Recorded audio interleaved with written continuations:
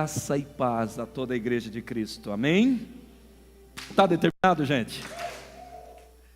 Você vê esse sorrisão largo que eu estou dando aqui? É porque eu sinto a presença de Jesus, sinto a presença do Pai, trabalhando em nós, fazendo coisas poderosas em nós. Está chuvoso, está frio, mas aqui dentro o fogo está queimando. Vamos deixar queimar mais, sim ou não, gente? Esse tempo de unção é um tempo de poder, é um tempo de rompimento, é um tempo de manifestação da glória. Deixa eu dizer uma coisa para você. Nós temos compartilhado algumas experiências que temos de países que nós fomos. Existe um olhar das nações, do estrangeiro para o Brasil. Existe um olhar. Eu não estou falando de ouvir falar, estive em lugares e eles falam muito sobre o Brasil, pastores. Houve uma profecia nos Estados Unidos e havia um bocado de pessoas adorando, buscando ao Senhor naquele lugar. De repente, uma mulher subiu com a permissão primeiro do pastor e com a direção do Espírito Santo e pegou o microfone na mão e ela disse que viria o avivamento de uma forma muito intensa acontecendo no Brasil para espalhar para as nações. E existem muitos continentes, países, literalmente, gente, estão intercedendo para a igreja brasileira, para que elas acordem e descubram que esse é o tempo da igreja brasileira provocar algo tremendo. Antes das crianças saírem, deixa eu completar essa frase. Nós estamos no mapeamento profético. Alguém pode receber dizendo amém? Amém. E existe uma ideia de Deus para a nação brasileira. Estávamos em 380 pastores, cada um de cada país. Rússia, Ucrânia, Biquistão, nem sabia que existia esse país, Biquistão. A hora que o cara ia abrir a boca para falar com a gente, falava tudo enrolado. Eu falava, esse cara não é da terra, não é possível. Muitas línguas que eu nem sabia que existia, gente, de verdade. Coisas assim diferentes mesmo, costumes. E de repente, disse que se o Brasil de fato está nesse apontamento de Deus, as nações têm que reforçar a oração para que haja esse desatar no Brasil e esta unção emane do Brasil para outras nações.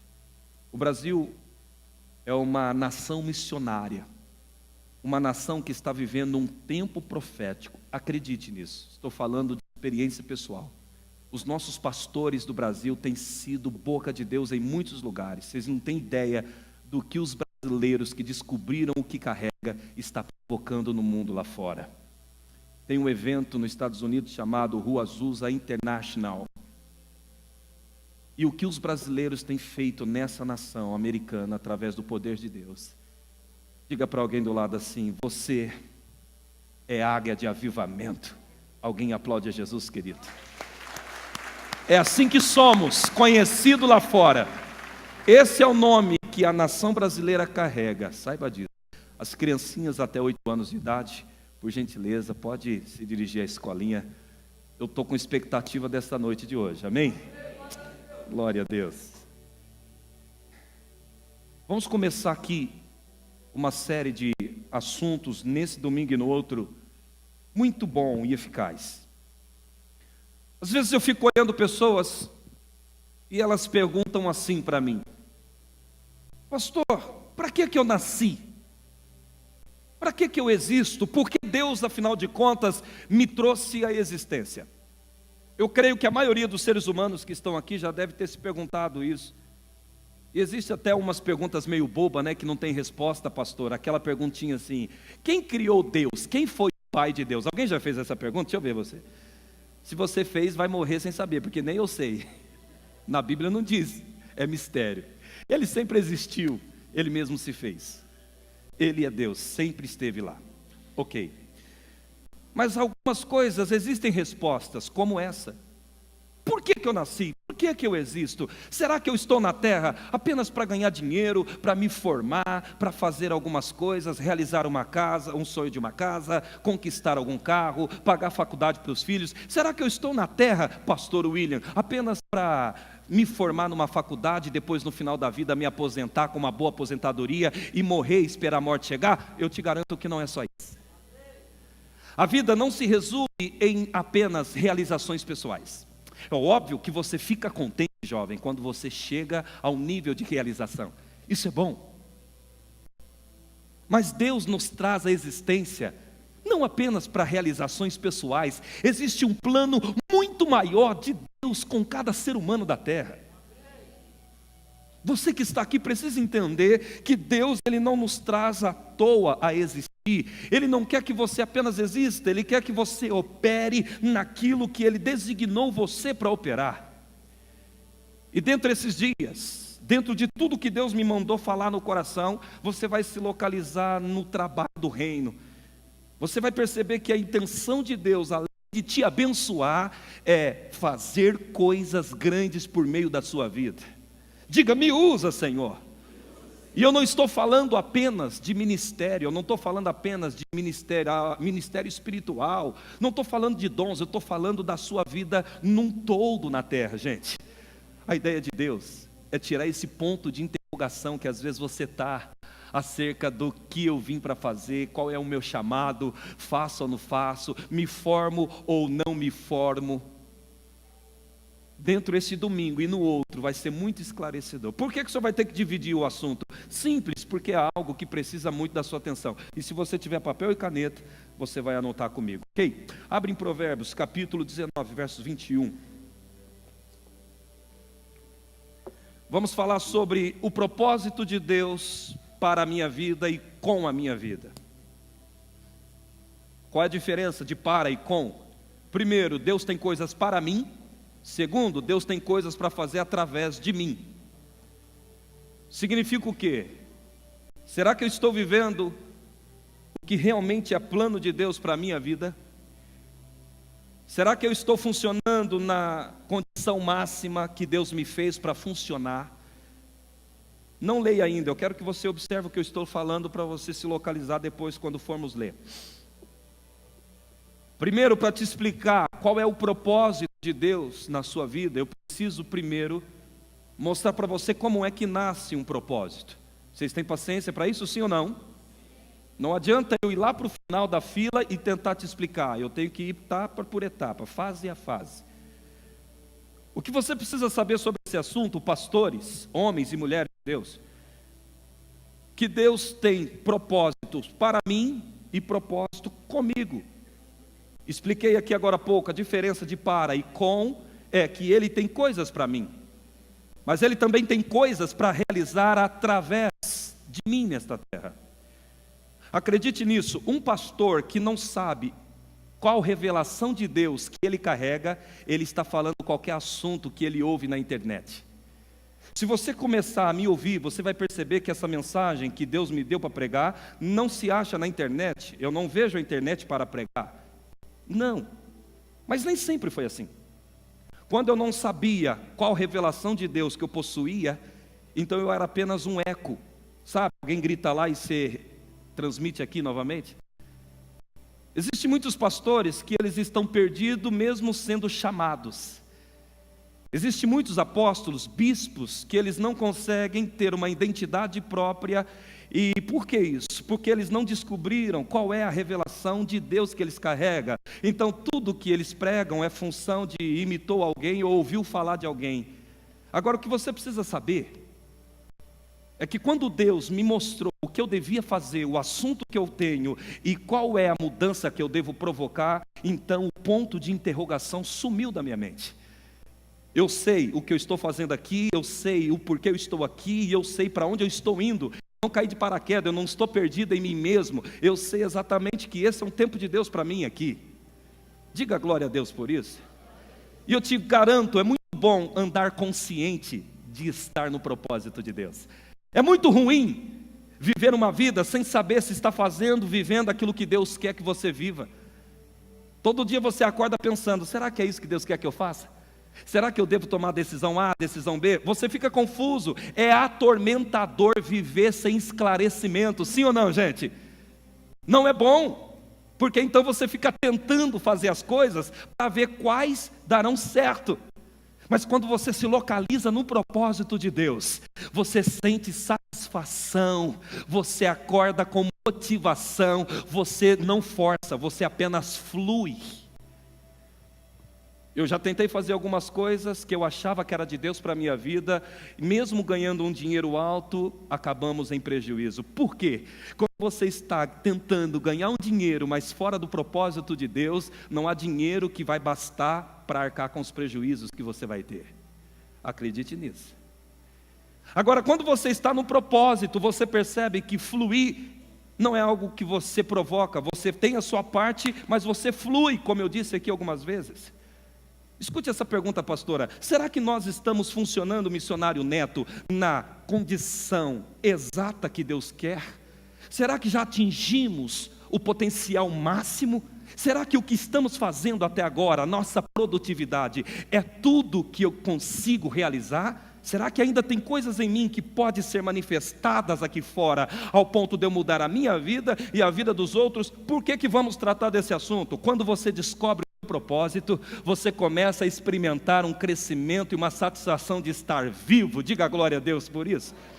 Mas em contrapartida, por enquanto você está fazendo coisas para tentar ver o que Deus tem com você, o ponto de interrogação nunca some, gente. Você fica em dúvidas de muitas coisas. Você vive, mas não com tanta clareza. Por isso que hoje Deus vai mostrar isso aqui para você. Você, eu, nós temos vivido o plano ou o propósito? Provérbios 19, versos 21, observe algo. Provérbios 19. Muitos são os planos no coração do homem, mas o que prevalece é o propósito do Senhor. Ok. Observe comigo que a Bíblia diz que muitos são os planos do coração do homem, mas o que vai prevalecer realmente é o propósito de Deus. Qual é a diferença entre planos e propósito? Você vai descobrir ali na frente comigo. O que eu quero mostrar para você é que se você estudar esse assunto na Bíblia, você vai ver que Deus tem ideias em relação à nossa vida. Ele tem projetos comigo, com cada um de nós que estamos aqui. E acredite, as ideias de Deus não se resumem em te enriquecer apenas. Óbvio que prosperar é bom e é plano de Deus para a tua vida. Mas o plano de Deus com você vai além de te enriquecer. Deus te chamou para fazer algo. E eu não resumo isso apenas de atividades dentro de uma igreja. Eu estou dizendo que Deus quer que você marque alguém e mude pessoas. Você quer ver uma coisa? Quando você olha para a vida de Abraão, você vê Abraão vivendo sonhos, mas em primeiro lugar cumprindo o propósito. Corra comigo rapidamente, Gênesis 12, versos 1 e 2. Gênesis 12, versos 1 e 2, para complementar o que estamos falando aqui, queridos. Vamos lá, observe. Então o Senhor disse a Abraão: saia da sua terra, do meio dos seus parentes e da casa de seu pai, e vá para a terra que eu lhe mostrarei. Farei de você um grande povo, e te abençoarei. Tornarei famoso o seu nome, e você será uma bênção. Ok, segure aí, observe. Então Deus aparece dizendo: Abraão, sai da tua terra, no meio da parentela, vai para a terra que eu vou te mostrar. Olha a promessa de Deus, olha o propósito de Deus com Abraão, igreja. O propósito de Abraão e de Deus com Abraão não era de enriquecê-lo. Enriquecê-lo era consequência. O propósito era fazer dele um pai de muita gente. O que o senhor está querendo fazer, pastor? Você não vai ver Abraão na Bíblia se esforçando para se tornar bem-sucedido. Não. Ele se esforçou para fazer um filho em Sara. Fez um que não era para fazer, Ismael. Mas o que você tem que notar, que não era prioridade de Abraão prosperar. Prosperidade foi consequência. O que o senhor quer mostrar com isso? Quando nós estamos cumprindo o propósito de Deus, ser bem-sucedido é natural. Diga para o seu vizinho: quando nós estamos cumprindo o propósito de Deus, ser bem-sucedido, não é apenas esforço humano, é natural. O que o senhor está querendo mostrar com isso? Analise a Bíblia. Quando Deus me estabelece uma carreira, Ele me providencia, Ele me estabelece condições para que eu realize a carreira, gente. Olha o que aconteceu comigo uma vez, deixa eu te explicar. Eu e a minha esposa, uma certa vez, fomos supervisor de uma determinada empresa. A proposta salarial era boa, sabe quanto que era? Era simplesmente de 10 a 15 mil reais. Dá para viver, quebra o galho, sim ou não?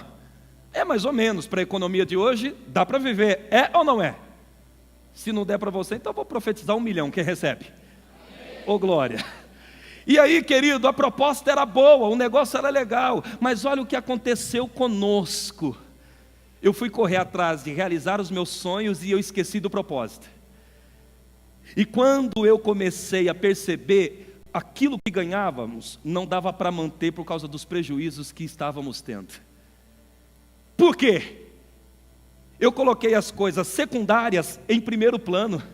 Eu comecei a entender que eu devia ganhar dinheiro e deixei de entender o propósito de Deus. O que acontece com muita gente? A mesma coisa. Quando ela abre mão do propósito para tentar apenas realizar coisas pessoais, ela começa até chegar em algum lugar, mas ela tem muitos prejuízos durante o percurso. Então eu cheguei na pastora, ela já estava vendo, porque mulher é mais águia do que homem, viu, irmãos? Pelo menos comigo é assim. Mulherada, diga amém aí. Aleluia. E ela chegou em mim, ela disse que estava orando a Deus, como ela disse aquele dia aqui para vocês, quando ela pregou. E ela começou a orar a Deus para que Deus abrisse os meus olhos.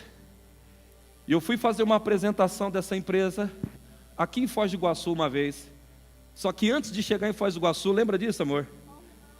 Eu tinha um carro, era uma Meriva preta, e de repente eu ia sair de lá da minha cidade, ali no estado de São Paulo, por volta das 3 horas da tarde. E aí tudo certinho, arrumei todas as minhas coisas, a minha bagagem, coloquei no carro. Eu sou acostumado a viajar longe sozinho, isso aí para mim é indiferente. E aí eu coloquei toda a bagagem dentro do carro e eu falei, vamos lá ganhar dinheiro. E eu era pastor, sacerdote. E aconteceu o seguinte, estava todo mundo me esperando eu chegar para fazer tudo aquilo, aquela palestra, aquele negócio todo. E aí acontece que quando eu ia saindo da minha cidade, o cálcio que segura o motor despencou. Blá. E o motor então ficou relando no parapeito ali. Só que aí, você pensa que eu parei? Não. Eu falei, não, eu tenho que chegar lá de qualquer jeito, ó, eu tenho que ganhar o dinheiro. O que eu fiz? Achei um mecânico mais doido que eu, irmão. Eu falei assim, faz o seguinte para mim, amarre esse motor aí que eu vou amarrado, que esse trem é assim mesmo. O cara pegou uns cabos de aço, olha que loucura, irmão. O motor despencando no chão e eu mandando o cara amarrar com cabo de aço. Amarra esse negócio. Aí o cara falou, você tem coragem? Eu falei, eu tenho, então vamos junto, amarra esse trem aí. Ele amarrou o motor. Você andava no carro, o motor estava solto, né? O cálcio principal havia soltado.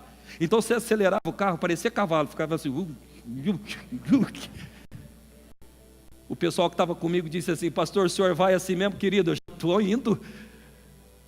Porque eu sou assim, irmão. Se Deus não me tirar da ideia, eu vou até o final. E Deus sabe, só tem algumas maneiras dele me parar. Ou ele derruba o avião, ou ele quebra o carro. Ainda bem que até hoje o avião ele derrubou, em nome de Jesus. Mas já quebrou um punhado. Aí eu entendo que Deus não quer que eu vá. Não, mas peraí, pastora. Olha o que ela disse, dessa vez você não entendeu não, você foi. Peraí, deixa eu continuar o negócio. E aí que esse motorzão amarrado, eu falei, vamos lá gente, monta aí comigo. E ó, aparecendo aquele jegue e vai. De repente, irmão, o que acontece? Aí o pau quebrou de vez, estralou o chicote, quebrou dos lados inteirinho, aí o motor rapou no chão, o carro empinou. Falei, agora a gente não sai daqui mais, gente. Aí eu sosseguei a alma. Eu falei, agora eu entendi que é a mão do Senhor mesmo me brecando. Agora eu não vou. Beleza, irmão. Hã? É por algumas horas. Ok. Calma, pastora. E eu encanado de novo, eu tenho que ir, eu tenho que chegar, eu tenho que ir, pastor. O motor do carro no chão, eu falei, eu tenho que ir. E tentava levantar, não, vamos, pega o macaco lá, vamos amarrar esse negócio de novo. Doido. Resumindo a história, depois a gente foi, no outro dia, arrumou o carro. E quando nós chegamos, aquilo que era para ter dado certo, deu errado. Aquilo que era para ter lucro, virou prejuízo, e deu uma dor de cabeça tremenda. Por quê? Aí o Espírito Santo veio e falou comigo: saiu do meu propósito. Sabe o que aconteceu então, irmão? Eu tive que parar e falar: Deus, eu abro mão daquilo que eu estou pensando que o Senhor tem comigo, para aceitar a vontade do Senhor. Quando eu orei assim, aquilo que eu achava que era certo, saiu do meu coração e veio outra coisa. Porque Deus, ele não pode implantar em você o que Ele quer, sem com que você permita Ele fazer isso. Ele te deu livre-arbítrio. Então quando você está insistindo com algo há muito tempo e aquilo não vai, tente fazer essa oração: Deus, eu abro mão para que a Tua vontade seja feita, assim na terra como no céu. E eu fiz essa oração, irmãos. Então aquele desejo enlouquecido de ganhar o dinheiro que eu estava precisando na hora, saiu. E não é que quando eu voltei para o propósito, o dinheiro que eu precisava apareceu? Diga para o seu vizinho: no propósito de Deus, já tem toda a providência para a tua vida. Alguém pode aplaudir a Jesus por isso?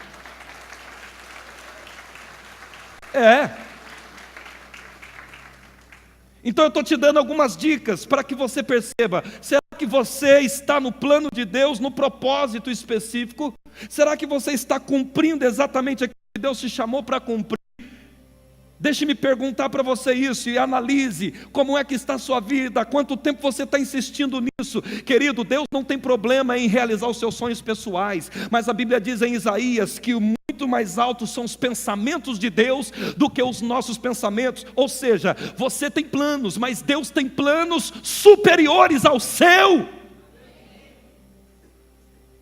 Às vezes você quer algo que naquele momento não faz parte do plano de Deus te conceder, e você tem que ter a paciência. Por enquanto não chega o dia da promessa, da realização.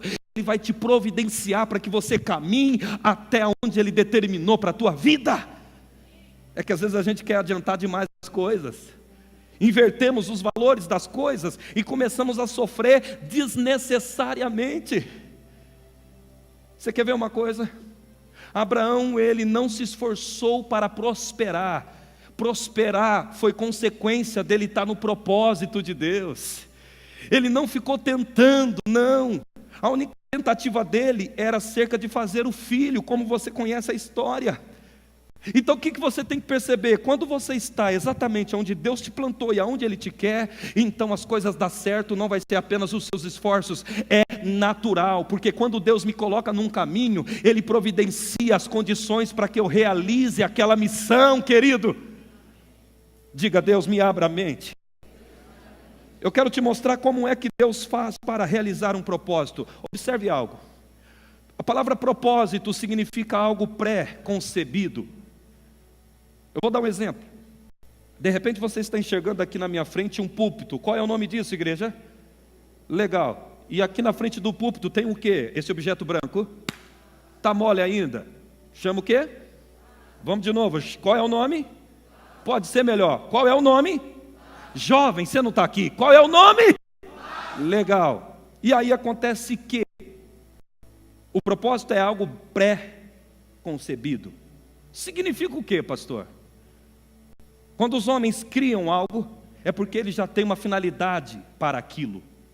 Observa o processo de criação. De repente eles enxergaram uma planta, e eles começaram a perceber: poxa, imagine aquela planta dentro de um componente. Então eles imaginam primeiro, eles articulam o formato, desenham no papel o formato, aí depois vai e adequa, materializa o projeto que estava em mente. E aqui então está o vaso, e eles colocam a planta. Esse é o processo original de criação. Tudo que existe, primeiro é pré-concebido. Eu imagino para que serve e como vai ser, para depois criar. Sim ou não?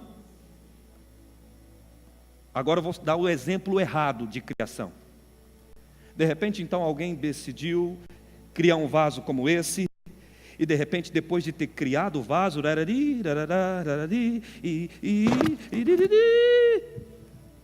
chegou, pôs ali. Aí o outro amigo perguntou para o outro: e agora, o que serve isso? É assim que se faz no processo de criação? Não. Tudo que existe, primeiro foi concebido aqui, e depois veio a existir. O que significa? O ser humano não é diferente. Quando Deus cria o homem, Ele estabelece coisas e lugares para que esse homem vá e coisas para que ele realize.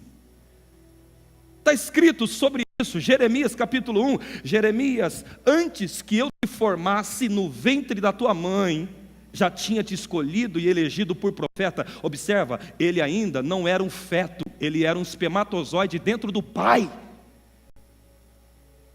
E Deus já havia dito que ele teria uma missão específica. O que é que Deus está querendo fazer? O que é que Deus está querendo comigo? Ele está tentando te mostrar que quando é que nasce um propósito? É quando aquilo ainda nem existe. Diga para alguém do lado, você não existia ainda, e Deus já tinha uma história para você cumprir na terra. A minha pergunta é, será que estamos cumprindo ela? O que Deus está querendo mostrar para você, o processo de propósito, como funciona, planos, vai surgindo mediante aquilo que eu vou vivendo.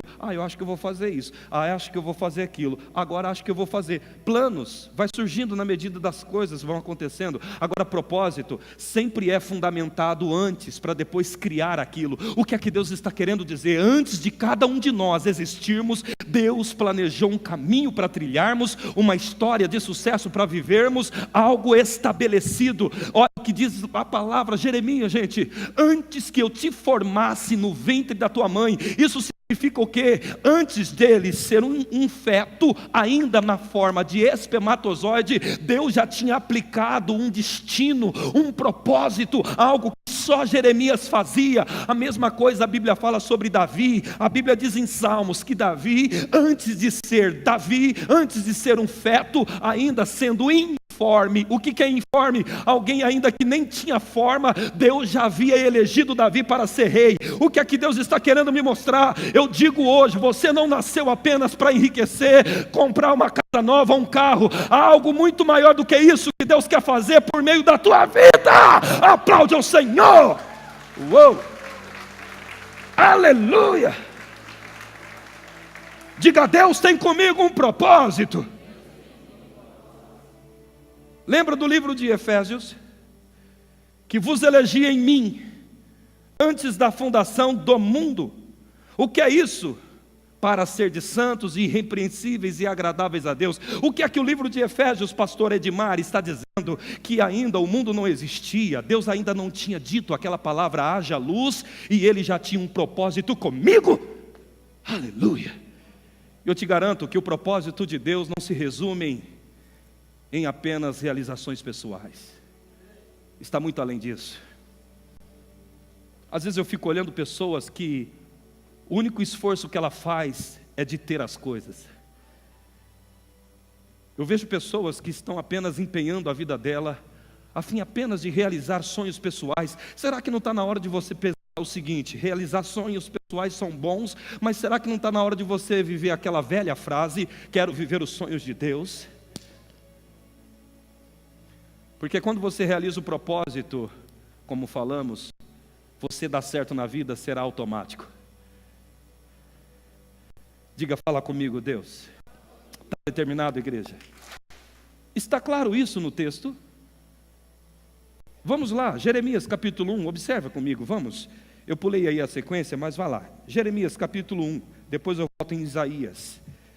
Jeremias capítulo 1, versículo 1.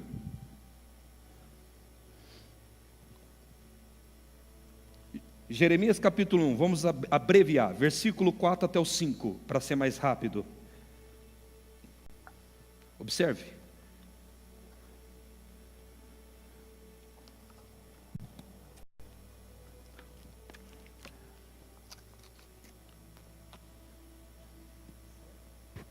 Jeremias capítulo 1, do versos 4 ao 5. A palavra do Senhor veio a mim dizendo: antes de formá-lo no ventre, eu o escolhi. Antes de você nascer, eu o separei e o designei profeta às nações. Olha isso. Deus disse que antes dele ser formado no ventre de quem, queridos? Isso prova que ainda ele não existia como feto. Ele não tinha nenhum dia de vida dentro do ventre, do útero da mãe. Deus já tinha escalado algo para ele.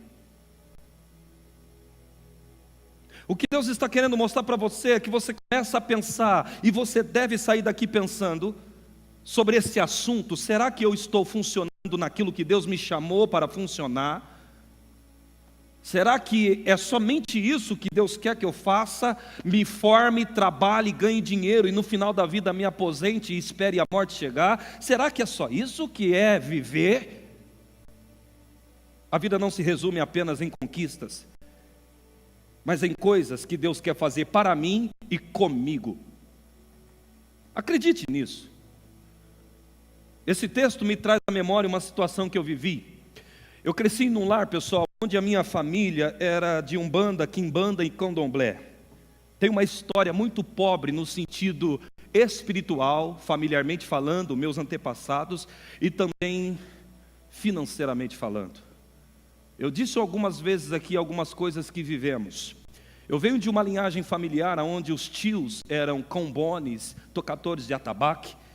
Então a minha infância foi viver no meio dessa situação. A minha mãe, ela foi, como se diz aí fora, mãe de santo, recebia guias, dava passo e muitas aquelas outras baboseiras que se fazem por aí. Não estou denegrindo a religião, mas estou falando de uma experiência de vida que eu tive. E por causa desse fardo espiritual negativo, começamos a viver muita miséria. O meu pai, biologicamente falando, saiu de casa muito cedo, então tive que começar a me virar mesmo sem saber como. Por causa dos espíritos imundos que a minha família servia, a nossa vida era escravizada. Financeiramente, na área da saúde, era muita doença, muita depressão. Nunca tivemos nada de bom, porque tivemos um envolvimento com isso. Só que tem algumas cenas na minha memória que me marcam. Eu me lembro, pastor José, pastora Rosângela, que tinha algumas ocasiões que nós pegávamos os adultos e eles nos levavam até o lixão da cidade, em São Paulo, para pegarmos as coisas do lixo. Então as crianças levavam a sacolinha e os adultos levavam sacos maiores, e ficávamos 4 horas da manhã esperando o caminhão de lixo colocar o lixo para ver o que tinha de bom e depois levava para casa para comer. Mas isso tudo, hoje, sabendo da palavra, era consequência de uma escravidão espiritual. Porque quando demônios habitam em uma vida, essa vida não conseguirá ter êxito em nada. E era assim a nossa realidade. Mas voltando um pouquinho atrás, eu me lembro de algumas situações que quando eles estavam realizando trabalhos de macumba, trabalhos de bruxaria, ainda sendo menino, eu tenho nisso gravado na minha mente, aqueles demônios que começavam a manifestar no corpo da minha mãe, no corpo dos tios, no corpo das pessoas que estavam no terreiro. Eu me lembro que eles começavam a olhar para mim e eles diziam assim: tira esse menino daqui. E uma vez uma mulher chamada Dona Jona, que foi a mulher que criou a minha mãe depois, porque ela não conheceu a mãe, ela perdeu a mãe com 1 ano de idade.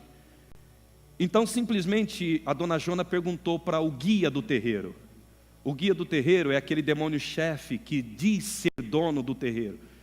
Aquele demônio chamado-se Exu Quebra-Coco, na época, isso me gravou na mente.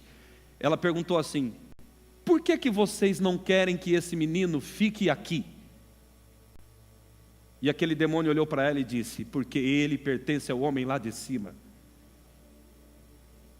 E os meus parentes me contam essa história porque eu tinha apenas 4 anos de idade. Eu me lembro do cenário, mas das letras corretamente eu não me lembro. Então todas as vezes que começava o trabalho, rituais, eles tinham que correr comigo de lá, porque segundo os demônios, eu estrovava a descida deles lá. Só os mais fortes no mundo espiritual, como eles falavam, conseguia descer. E depois então o tempo se passou. Eu conversei com a minha mãe, falei toda essa história para ela, e ela veio e disse assim para mim: quando você tinha 2 anos de idade, eu trabalhava de doméstica numa casa. E eu saí com você porque eu fui despejada do serviço e me mandaram embora da casa. E era 3 horas da madrugada, eu te coloquei no meu ombro. E eu fui andando com você numa certa rua e estava muito frio. E eu não tinha roupa para te dar de agasalho e não tinha dinheiro. Então, ela me dizendo sobre mim, com 2 anos de idade. Então ela dizia que eu tremia muito. E naquele dia, 3 horas da manhã, ela disse: Deus, o meu filho vai morrer desse jeito. Porque ela não tinha ainda um marido, então ela pensava que não ia dar conta de me sustentar para virar um homem. E olha o que acontece. ela faz uma oração, mesmo sem saber que era uma oração. Na simplicidade dela, ela diz assim: Deus, eu consagro esse menino ao Senhor. Que o Senhor faça dele alguém nessa terra. Que o Senhor cuide dele. Óbvio que eu não tinha noção do que se passava, mas ela me contou isso. Então aí, depois de virar o sacerdote, eu entendi que, mesmo na pequena ignorância dela, vamos dizer assim, quando ela falou, eu consagro esse menino a Deus, ela fez a melhor coisa que ela poderia ter feito. Ela me entregou para aquele lá de cima. Deixa eu te contar uma coisa, a Bíblia diz no livro de Levíticos, que um homem que for consagrado a Deus, só haverá a morte para resgatá-lo. Uma vez consagrado de Deus, sempre você será dele. Diga para alguém do lado, não tem para onde correr mais. Deus já te pegou. Alguém pode aplaudir a Jesus? Entende?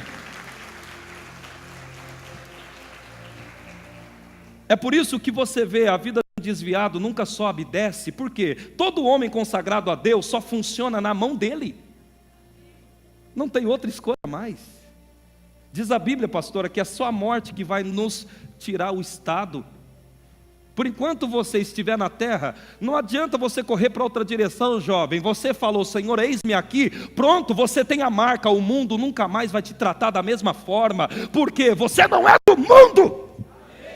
Simples assim. Então eu comecei a entender pelo Espírito que o motivo dos demônios não me quererem lá é porque eu já era consagrado ainda sem saber. Por isso que Deus está querendo mostrar para você qual é o teu propósito. Você acha que Deus te chamou apenas para que você ande de carro bom, prospere, realize, cresça em tua vida, mas Deus tem algo maior do que isso com você. Deus quer provocar coisas grandes através da tua vida e existência na terra. É muito pequeno você achar que a vida se resume em status. É muita mediocridade pensarmos que a vida, gente, se resume em apenas se dar bem. Há coisas grandes que Deus nos escalou para realizar, querido. Aleluia. Independente da sua condição social, da sua posição familiar, a questão aqui é, ninguém existe por acaso, todo mundo existe, como diz Isaías, para um propósito e para um objetivo. Por isso que eu torno a repetir, o propósito de Deus com Abraão era ele ser pai de multidão. Prosperidade foi só a consequência de estar no propósito. Quantos me entendem aqui? Digam amém. Aleluia. Eu sinto a presença dele aqui, gente. Deus está te apontando para o lugar certo. Deus está quebrando a visão que você tinha e colocando a visão dele em você. Aleluia, diga, fala comigo, Jesus. Observe Isaías 53, versículo 1 e 7. Pastor, quer dizer então que propósito nasce assim? Antes daquela matéria existir, a ideia já é pré-concebida? Exato. Significa o quê, pastor? Que antes de você ser o que você é, Deus já tinha uma história estabelecida para que você cumprisse. Isaías 53, versos 1 ao 7.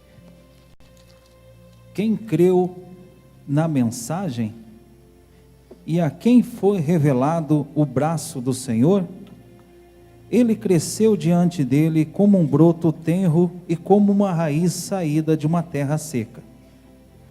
Ele não tinha qualquer beleza ou majestade que nos atraísse, nada havia em sua aparência para que tivéssemos, nada havia em sua aparência para que desejássemos. Foi desprezado e rejeitado pelos homens, um homem de dores e experimentado em sofrimento, como alguém de quem os homens escondessem o rosto. Foi desprezado e nós não tínhamos em estima. Certamente ele tomou sobre si as nossas enfermidades e sobre si levou as nossas doenças. Contudo, nós o consideramos castigados por Deus atingido e afligido. Mas ele foi transpassado por causa das nossas transgressões, foi esmagado por causa das nossas iniquidades. O castigo que nos trouxe a paz estava sobre ele, e pelas suas feridas fomos curados. Todos nós, como ovelhas, nos desviamos. Cada um de nós se voltou para o seu próprio caminho. E o Senhor fez cair sobre ele a iniquidade de todos nós. Ele foi oprimido e afligido, e contudo não abriu a sua boca. Como um cordeiro foi levado para o matadouro, e como ovelha diante dos seus tosqueadores, ficou calado. Ele não abriu segura a um sua pouquinho, boca. meu querido. Amém. Obrigado. Esse texto fala algo muito importante sobre a missão, o propósito de Jesus. Isaías, ele estava profetizando aí, pastor Edmar, o que Jesus viria fazer um dia, pessoal. Ele estava dizendo, e ele levou sobre si todas as dores e enfermidade, o castigo que nos traz a paz estava sobre ele, pelas suas pisaduras fomos sarados. Ok, ele estava falando de quem? Diga comigo, de Jesus Cristo. Então observa que Isaías não viu Jesus materializado, mas o Espírito Santo o revelou e profetizou pela boca de Isaías o que Jesus viria fazer. Agora, o que você precisa saber para entender o que eu estou dizendo é que Isaías viveu 500 anos antes do nascimento de Cristo. Quantos anos antes? 500 anos antes. Significa o quê? Jesus ainda não era materializado, porém ele já existia na Santíssima Trindade, Filho e Espírito. Mas ainda a humanidade, os profetas, não havia visto fisicamente Jesus. Então quer dizer que Jesus ainda não estava no ventre de Maria, pastor? Exatamente, Maria não existia. Então esse texto foi profetizado sobre Jesus, e essa profecia foi 500 anos antes. Ou seja, quando Jesus nasce, ele já nasce com um caminho preparado por Deus para ele percorrer. O nome disso é propósito ou pré-concebido. Se você ler o livro de Lucas, e eu vou te levar lá, você vai perceber que Jesus está conversando com um grupo de pessoas, e ele disse assim, gente, aquele que quiser vir, pois a mim, negue-se a si mesmo, pegue a sua cruz e me... Ele estava indo para onde? Para a cruz. Ele tinha um destino, ele não estava andando apenas na terra, ele não veio apenas para realizar algumas coisas, uns milagres. Isso era trabalho, curar, libertar, evangelizar, fazer parte do reino, mas a missão principal era reconectar o homem com Deus novamente, rasgar o véu para que nós tivéssemos livre acesso a Deus, e temos. Então significa o quê? Jesus nasceu com endereço de chegada. O que você precisa saber, que tudo que Deus cria, Ele coloca um propósito para aquilo, pessoal. Observe algo, todas as vezes que o homem na terra clamava por uma solução, Deus fazia uma criança nascer. O povo está sofrendo 430 anos, e como é que Deus respondeu? Fazendo Moisés nascer, para que futuramente ele fosse e libertasse. Toda vez que a humanidade está entrando em colapso, e você começa então a orar por socorro, Deus vai enviar alguém como porta de socorro. E aí o mundo estava perdido em trevas. Aí então Deus faz nascer Jesus, para que então Jesus fosse, e Ele é a resposta da humanidade. Diga comigo essa palavra, toda vez que a terra clama, Deus faz alguém nascer. Diga, você nasceu. Diga para alguém, você nasceu por causa do clamor de alguém.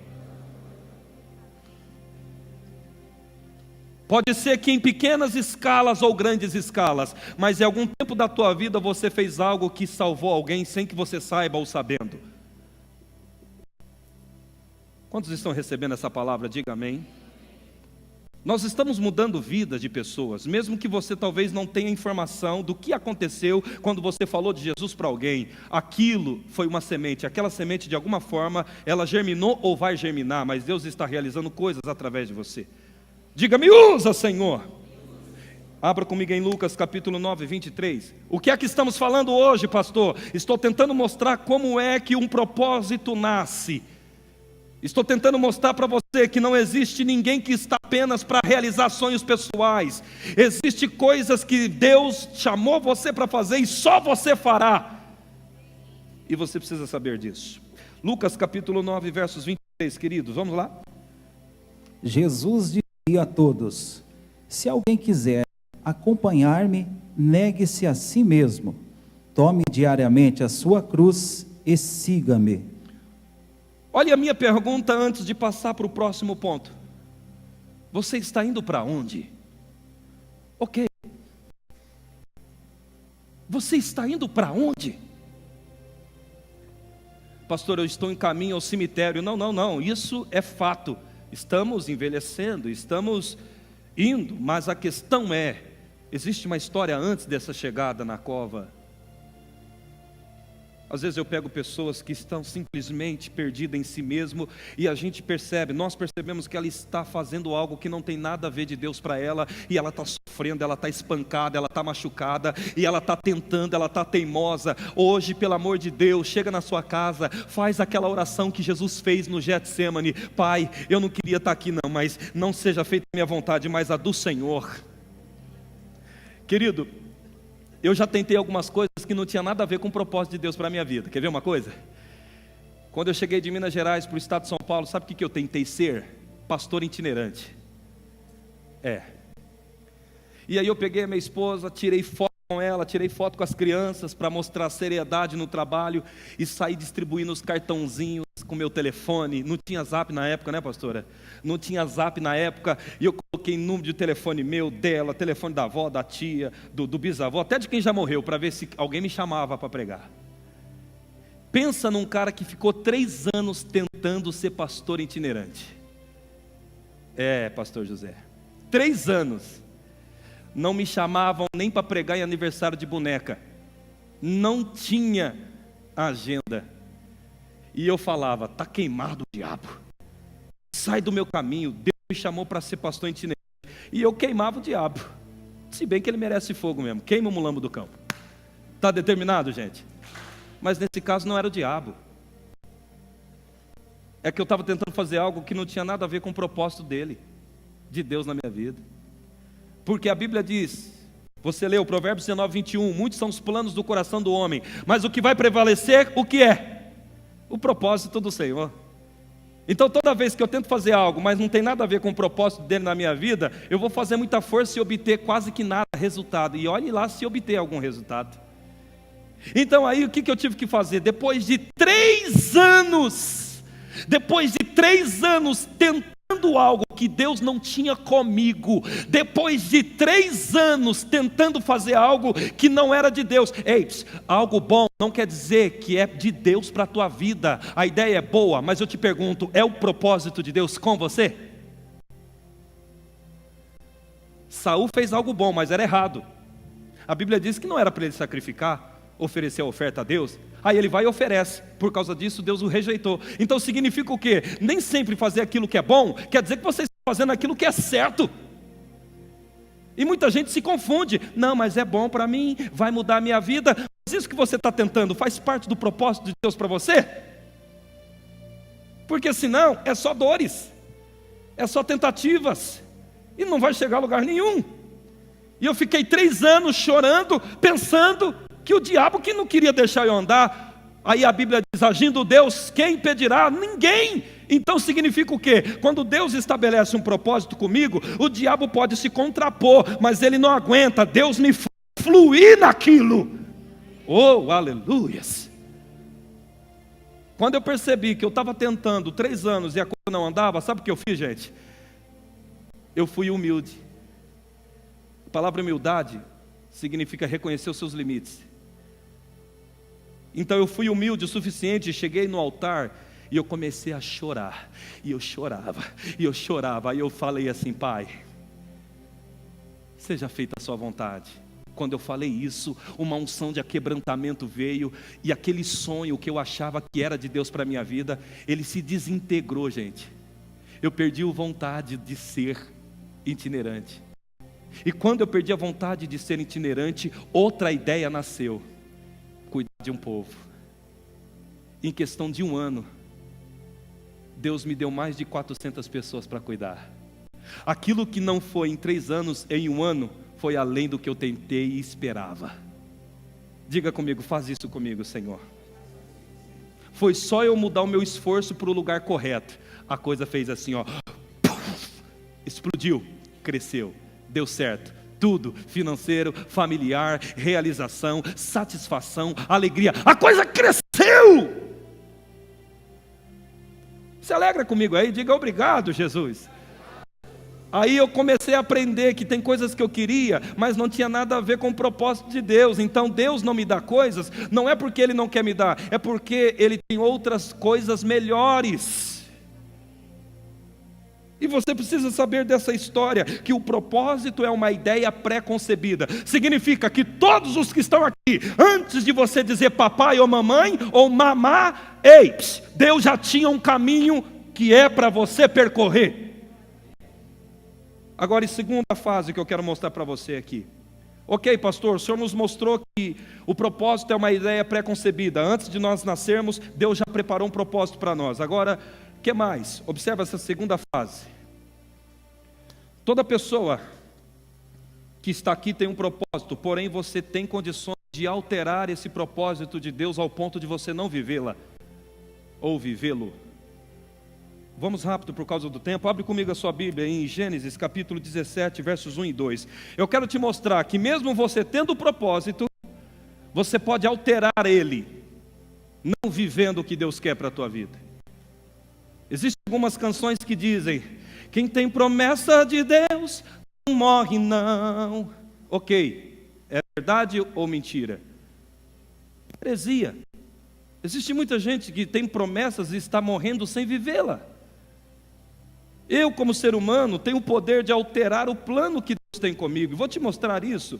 Gênesis capítulo 17, versículo 1 e 2. Observe isso. Vou contar uma das formas que isso pode acontecer. Vamos lá? Quando Abraão estava com 99 anos de idade, o Senhor lhe apareceu e disse: Eu sou o Deus Todo-Poderoso. Ande segundo a minha vontade e seja íntegro. Estabelecerei a minha aliança entre mim e você, e multiplicarei muitíssimo a sua descendência. Ok, observe algo. A promessa de Deus com Abraão, ou o propósito de Deus para Abraão, era de fazer dele o pai de muita gente, muitas nações. Observe algo. Nesse texto Deus exigiu algo: ande na minha presença, guarde a minha aliança e ser perfeito. Por quê?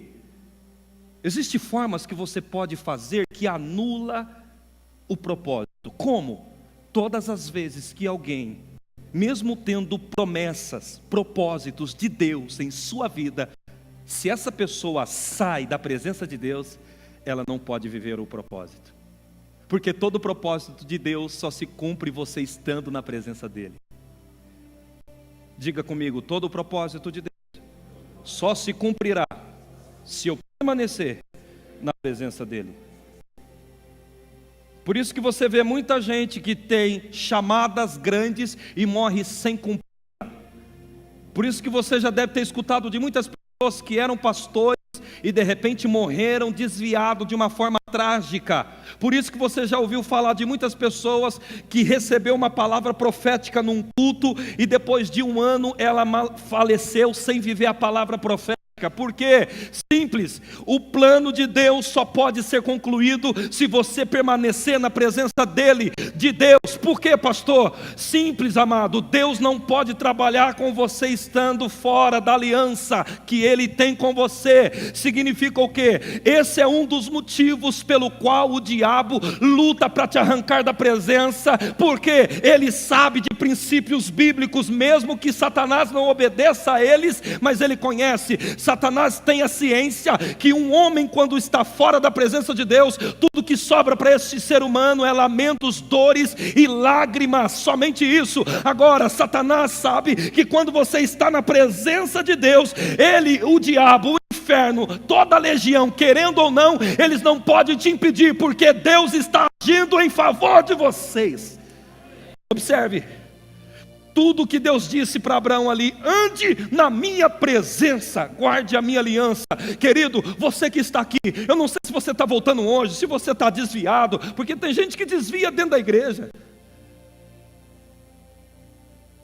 Tem gente que está dentro da igreja, mas o relacionamento com Deus está quebrado por causa do pecado. E você tem que entender que o pecado é uma oportunidade que o diabo tem de te atrasar no propósito de Deus. O pecado, ele embaraça a tua vida, ele destrói, ele te atrasa na evolução com Deus. Por isso que o Jesus vivo está dizendo sobre a tua vida: você tem propósito, mas para ele se cumprir, não basta estar dentro da igreja, você tem que andar na presença. Você não está na presença só quando você está na igreja. Andar na presença é andar com a consciência em Deus e tentar alinhar as suas ações de acordo com a palavra. Sendo assim, você está na presença. Algumas pessoas me perguntam: pastor, mas o que é andar na presença de Deus? É eu ficar orando? Deixa eu corrigir uma coisa que às vezes é falada em muitos lugares. Creio que aqui não deve ter sido assim. A pessoa pega e fala: vamos entrar na presença de Deus. Aí a minha pergunta é: você saiu? Porque é só o pecado que te tira da presença. Diga para o seu vizinho assim: você não entra na presença. Diga: você vive na presença. Olha o texto: permaneça na minha presença. Não, então quando eu começar a orar aqui, eu não vou dizer eu vou entrar na presença. Estamos na sua presença, Pai. Diga para alguém do lado: pegou? Não, paranaense, vamos falar direito. Diga assim: pegou essa? Diga: nunca mais repita que você vai entrar na presença. Você não saiu dela. Alguém pode aplaudir a Jesus? Entende? Não vou entrar, eu estou. Ponto. Olha o que a Bíblia diz: ande na minha presença. Pastor, mas como é esse negócio de andar na presença? Eu tenho que ficar toda hora orando? Ou toda hora tem que ficar falando em línguas? Andar na presença, pastor, quer dizer que eu tenho que ficar toda hora cantando algum louvor? Não, nada disso. Você tem o seu trabalho, você tem as suas funções diárias. Andar na presença é alinhar as suas atitudes com a palavra de Deus. Diga comigo: andar na presença de Deus é alinhar as minhas atitudes, os meus comportamentos, de acordo com a palavra de Deus. Entende isso? Isso é andar na presença. Alguém te chateou? Eu vou pegar essa mulher e esganar ela e saiu da presença. Eu creio que ninguém já saiu da presença. Todo mundo está na presença, mesmo quando alguém vem e enche o nosso saco. Aí de repente você chegou bravo em casa. Vem cá, pastora. Está determinado, gente? Você chegou bravo em casa e a mulher está mais brava ainda. Se está quente, ela está fervendo. E aí você conversa algo com ela, já naquele tom: e aí, mulher? E ela grita do outro lado: inventa. Mas por que está falando desse jeito? Aí pronto, o pau já quebrou ali. Não vou nem adiantar em palavras, você já sabe no que dá. Obrigado, pastora. E aí acontece que andar na presença não é orar 24 horas, não é cantar louvor 24 horas e nem ficar lendo a Bíblia toda hora. Andar na presença é se comportar de acordo com a Sagrada Escritura.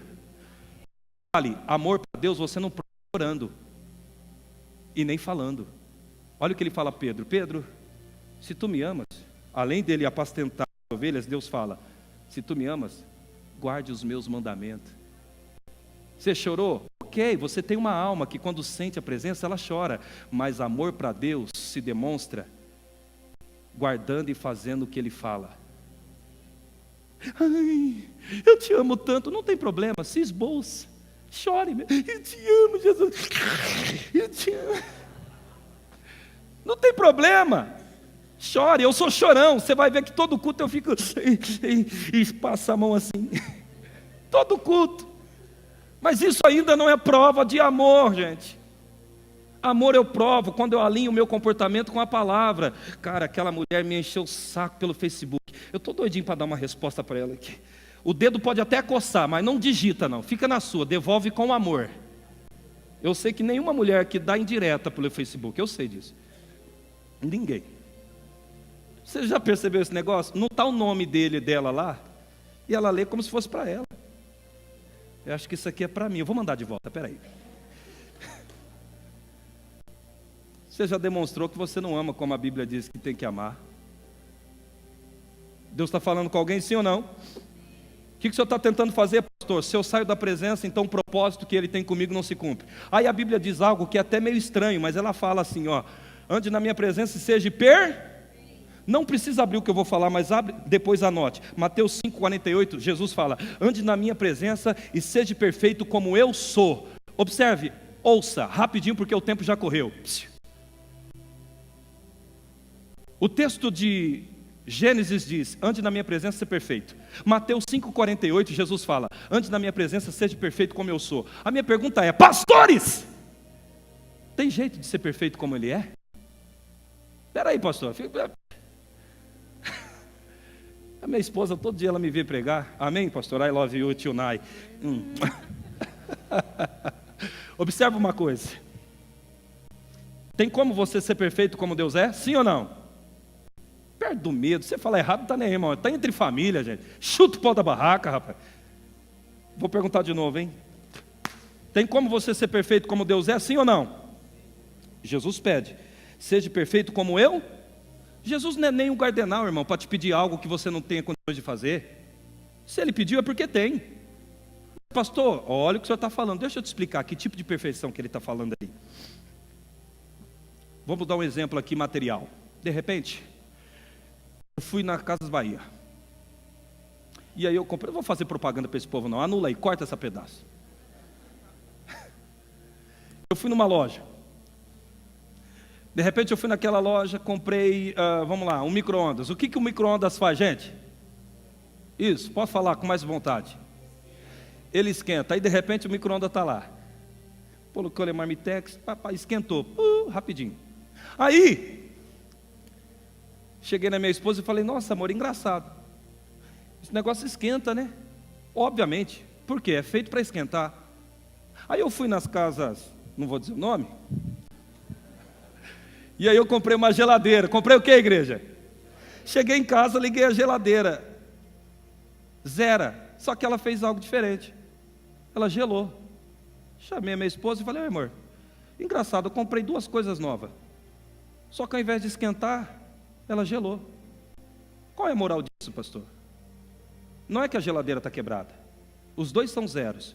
É que cada um está funcionando naquilo que foi feito para funcionar. Ser perfeito como Deus não é ser o que Ele é funcionar no que Ele te chamou para funcionar. Aplaude a Jesus, querido. É isso. Entende?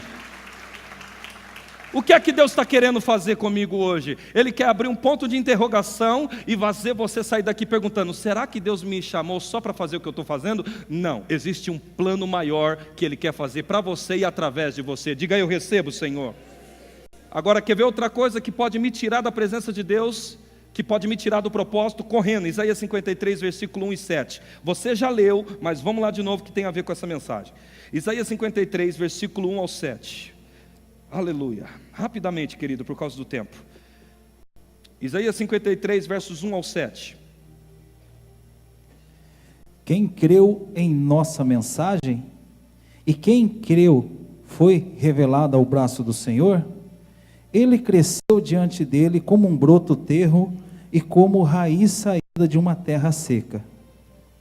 Ele não tinha qualquer beleza ou majestade que nos atraísse, nada havia em sua aparência para o que desejássemos. Querido, vamos abreviar? Abra comigo agora lá em Mateus, capítulo 26, 42. Para ser mais breve, você leu esse texto, você lembra? Agora vamos em Mateus 26, 42. Observe. Esse texto de Isaías está falando de Jesus. Agora você vai entender o porquê que eu estou te chamando em Mateus, capítulo 26, versos 42.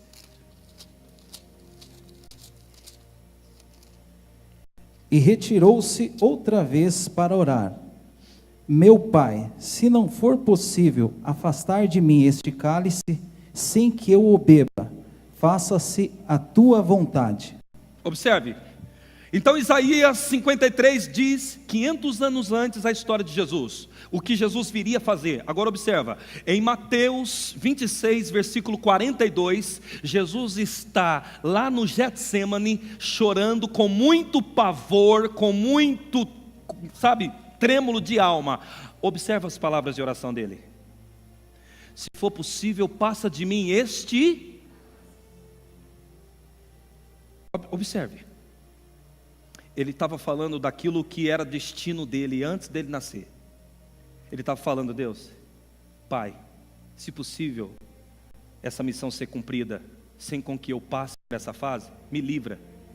O desejo de Cristo é eu não quero viver o que eu estou prestes a viver.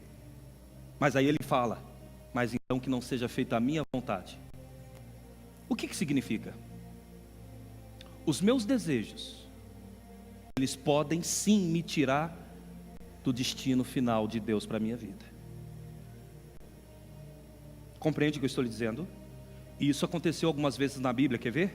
Quando você lê a Bíblia no livro de Êxodo, você vê o povo.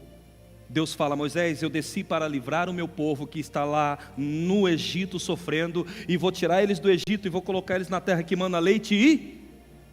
Mas aí a Bíblia diz que apenas de 11 milhões aproximadamente de pessoas, apenas 2 homens chegou no propósito final. Por quê? Imagine comigo, aproximadamente, teologicamente é confirmado, 11 milhões de pessoas morreram no deserto sem cumprir o propósito. Porque o homem tem capacidade de mudar os planos de Deus se ele ser movido apenas pelos desejos que ele tem de realização. Observa que durante a caminhada no deserto, tudo que aquele povo falava: trouxe a gente aqui, Moisés, para morrer de fome, antes nós tivéssemos voltado lá, vamos fazer isso, não vamos seguir Moisés. Então significa o quê? As minhas ações precipitadas, os meus desejos precipitados, eles podem sim me tirar do propósito de Deus. Irmão, simples, você, eu, nós temos poder de alterar o plano de Deus na minha vida. Aí a Bíblia aparece mais para frente, Deus dizendo: Moisés, fala para esse povo, como eles falaram ao meu ouvido, eu falarei a eles, eles morrerão no deserto. Quer dizer o quê? Que eu, com meus desejos, posso anular o que Deus tem no final comigo. Pergunte para o seu vizinho: para onde você está indo? Deixa eu te falar uma coisa, não vai dar tempo de eu abrir, mas lá no livro de 1 João, capítulo 5, 14, diz o seguinte: estamos certos que se pedirmos algo, e sendo da vontade de Deus, Ele nos concederá. O que significa isso? Querido, sabe por que Deus não te deu o que você pediu até o momento? Uma das coisas que você tem que entender: se eu peço algo, mas aquilo não faz parte do plano de Deus com a minha vida, Ele não vai me dar. Por quê? Se Deus me der algo que não faz parte do propósito dele comigo, então eu vou sair do propósito naturalmente. Teve épocas que eu precisei de dinheiro alto para abrir uma igreja em tal cidade. Muitas vezes aconteceu isso, mas não era propósito de Deus abrir lá. E sabe o que Deus fez? Não me deu recurso. Muito pelo contrário, o que eu tinha sumiu na mão. Porque quando Deus realiza algo, é porque aquilo que Ele realizou tem a ver com o propósito dEle na minha vida. Por isso que 1 João diz o seguinte, querido: estamos certos que se pedimos algo, sendo da vontade de Deus, nos concederá. Então, quando Deus não faz algo, não é porque Ele não quer te dar, é porque aquilo não faz parte do plano dEle com você. E você precisa ter maturidade, que se não veio, calma, então Deus tem a hora certa, o tempo certo e a coisa certa para estabelecer. Por enquanto não acontece o teu sucesso, a tua vitória, Ele te manterá de pé, querido. Diga para alguém do lado: Deus está falando com você. Aleluias. É isso que Deus faz.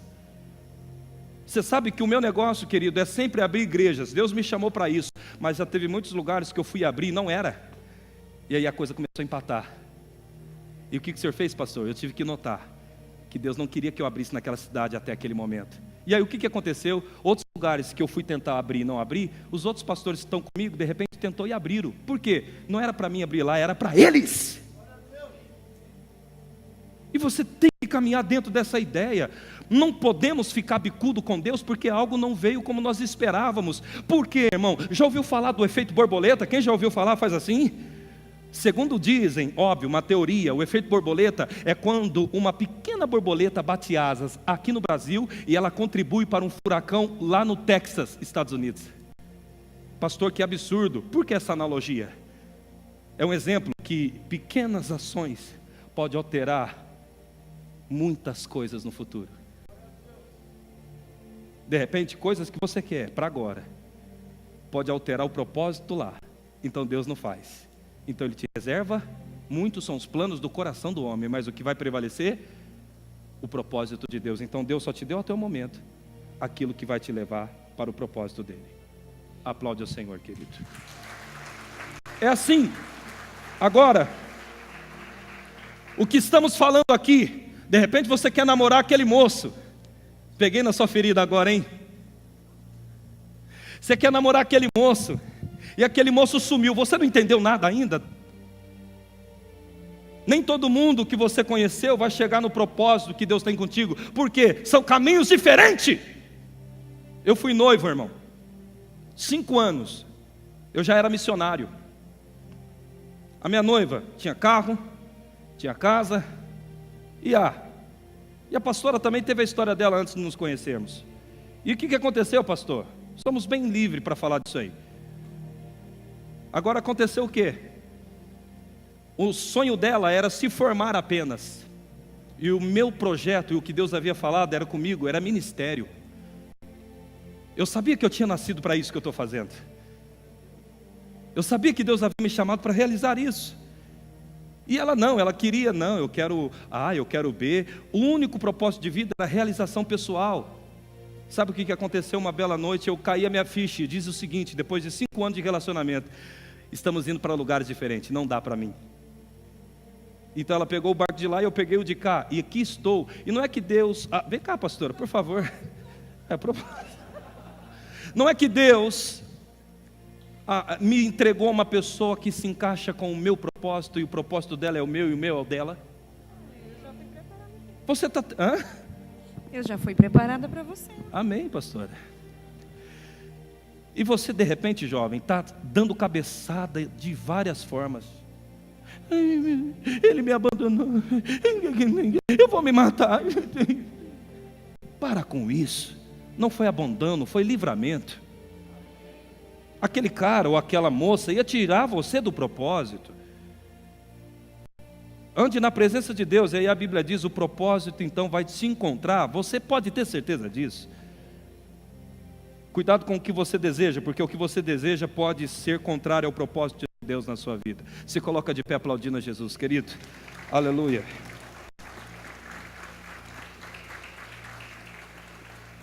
Coloque a mão no coração, feche os seus olhos. Eu quero fazer uma oração breve por você.